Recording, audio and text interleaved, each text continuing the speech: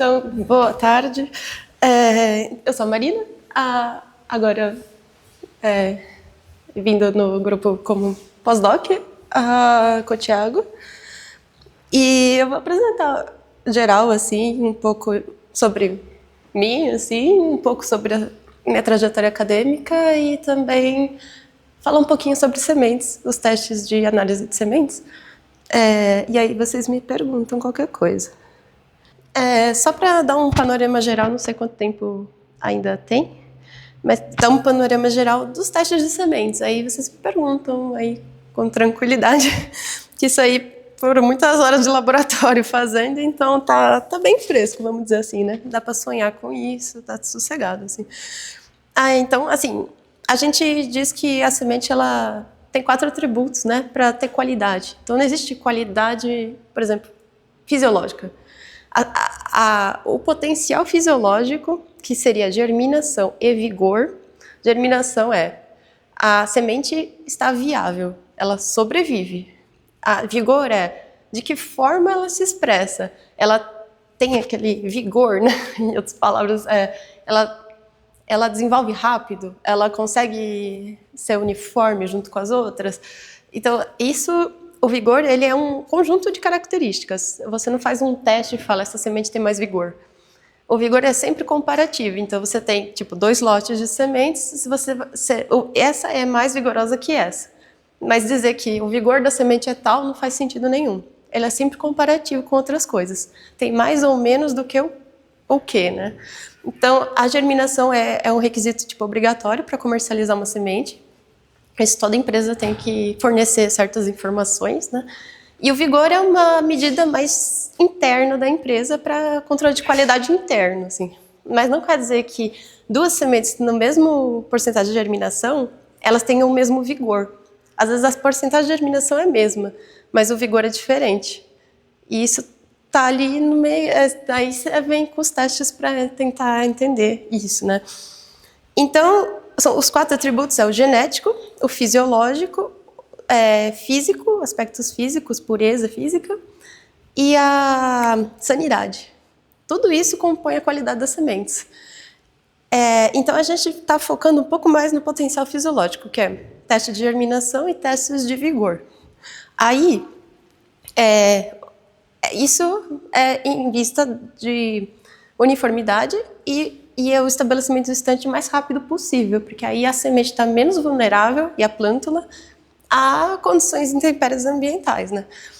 Bom, e aí a questão dos produtos sintéticos para tratar sementes é uma coisa que era parte da minha tese, então eu não vou entrar nisso, porque a ideia era fazer uma alternativa mais biodegradável para esses produtos, tendo o mesmo efeito, né? Então, um teste que a gente faz sempre é um teor de água. O teor de água ele é muito simples. Você pega poucas sementes, 10 sementes, e você coloca na estufa por 24 horas, 105 graus. E aí você pesa inicialmente, pesa no final, e você vê qual a porcentagem de umidade que tem dentro daquela semente. Aí a gente tem o teste de germinação. Geralmente, tem as regras para análise de sementes. É um documento com PDF de, 500 páginas, e ele é a base, assim. Então, todas as espécies estão lá, e ali é falado quantos dias você vai avaliar a primeira contagem de germinação e a contagem final. E, geralmente, a gente faz nesses rolinhos de papel, que a gente umedece, e coloca dentro do germinador ou da BOD, né? Que é aquela geladeira que não é uma geladeira. E aí é isso. Depois de um certo tempo, no caso do milho, a gente faz uma primeira contagem, que já é um teste de vigor, para ver o quão rápido essas plântulas estão formando plântulas normais. Ou seja, é aquela planta que vai gerar a plântula que vai gerar uma planta normal em campo. Ela tem uma estrutura de raiz de parte aérea proporcional, ela está bem desenvolvida, ela não tem nenhuma infecção que está prejudicando claramente ela, que existe fungos oportunistas aí, né? Então, tem uma série de pequenas regras nas regras para análise de sementes que, para cada espécie, você tem que ter esse critério para dizer se a plântula é normal ou não é normal. Mas acho que o Bruno já teve contato aí o suficiente para dizer que não é tão complicado assim, né? É até divertido, é bem terapêutico, né? Ficar lá o dia inteiro olhando.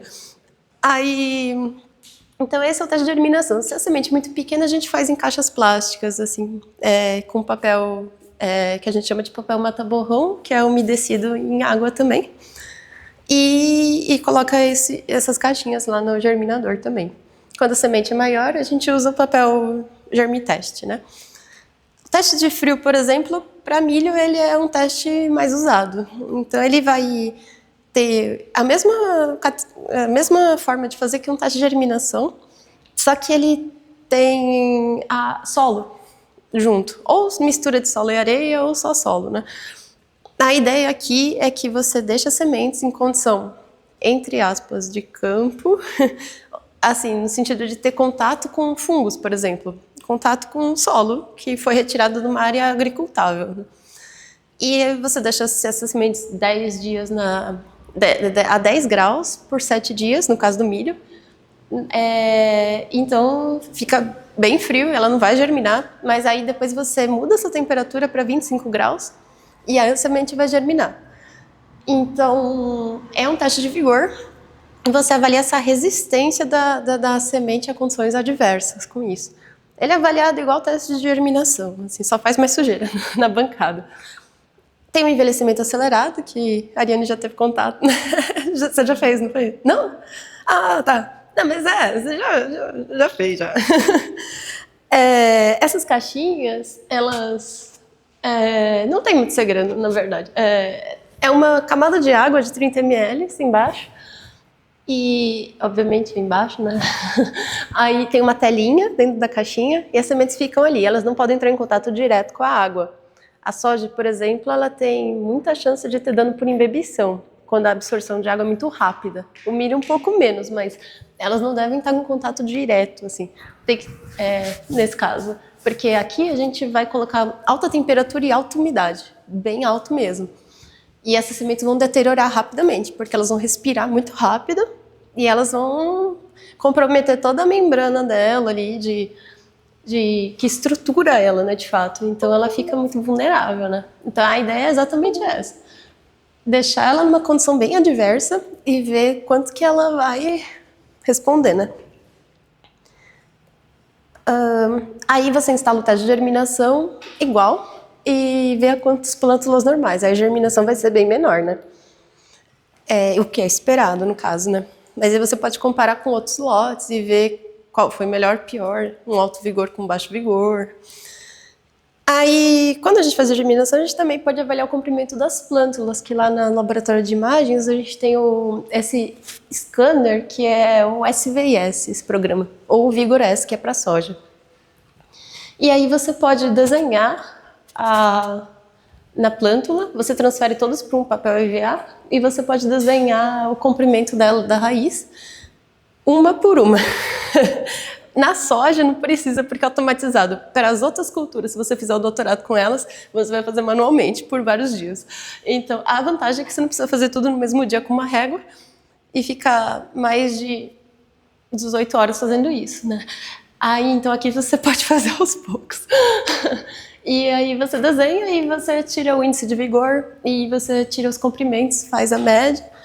É uma forma de automatizar, entre aspas, o sistema, né?